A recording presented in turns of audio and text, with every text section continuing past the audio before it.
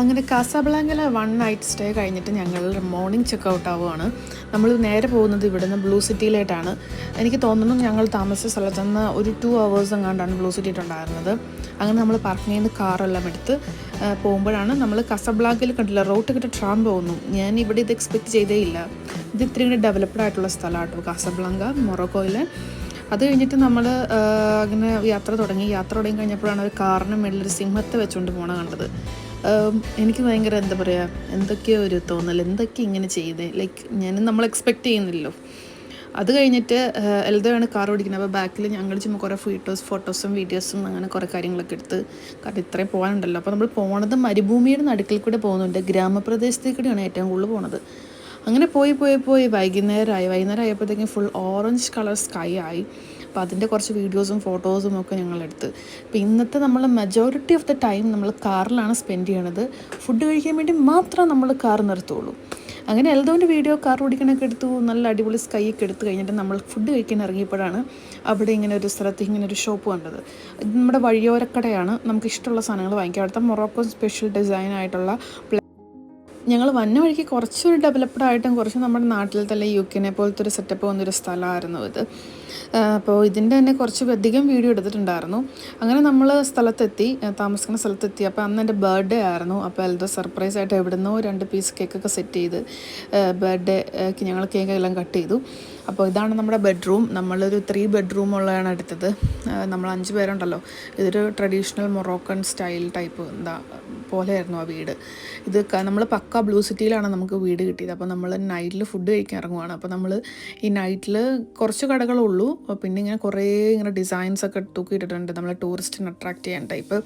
ചിലപ്പോൾ ഇത് എനിക്ക് തോന്നുന്നു പകലാകുമ്പോൾ നല്ല അടിപൊളിയായിരിക്കും കേട്ടോ കാണാനായിട്ട്. അങ്ങനെ ഞങ്ങൾ താമസിക്കുന്ന സ്ഥലത്ത് നിന്ന് ഫുഡ് കഴിക്കാൻ പോകാനായിട്ട് എനിക്ക് തോന്നുന്നു 10-12 minutes ഉണ്ടായിരുന്നു. അപ്പോൾ ഇത് ബ്ലൂ സിറ്റി നിങ്ങൾക്ക് അറിയാമല്ലോ, ഇവിടെ ഫുൾ ബ്ലൂ കളറാണ്, എല്ലാ ബിൽഡിങ്ങും ബ്ലൂ കളറാണ്. കുറച്ച് ദൂരമായതുകൊണ്ട് ഇങ്ങനെ വലിയ ആൾക്കാരൊന്നും റെക്കമെൻഡ് ചെയ്യാത്തൊരു സ്ഥലമാണ് ഈ ബ്ലൂ സിറ്റി. ഞാൻ അങ്ങനെ ആൾക്കാർ പോയി കണ്ടിട്ടില്ല.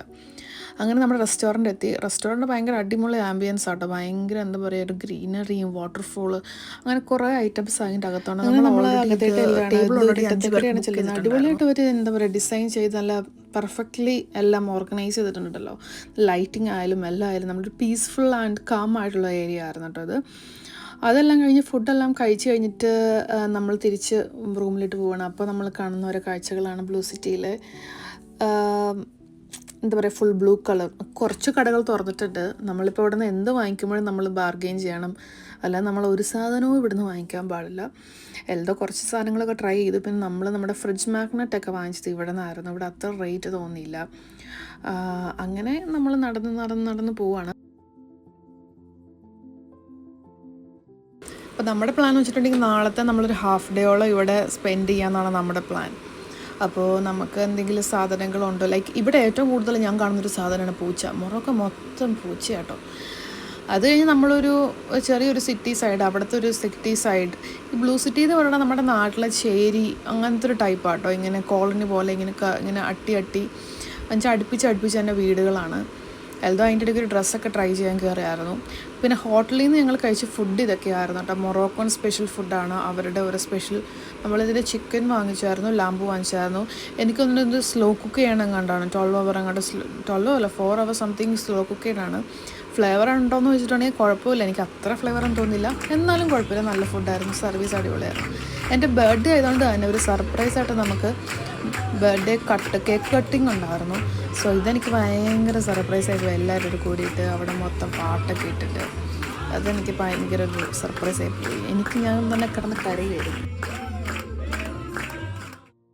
So thanks for watching guys. നാളെ നമുക്ക് ബ്ലൂ സിറ്റിയിലെ വിശേഷങ്ങൾ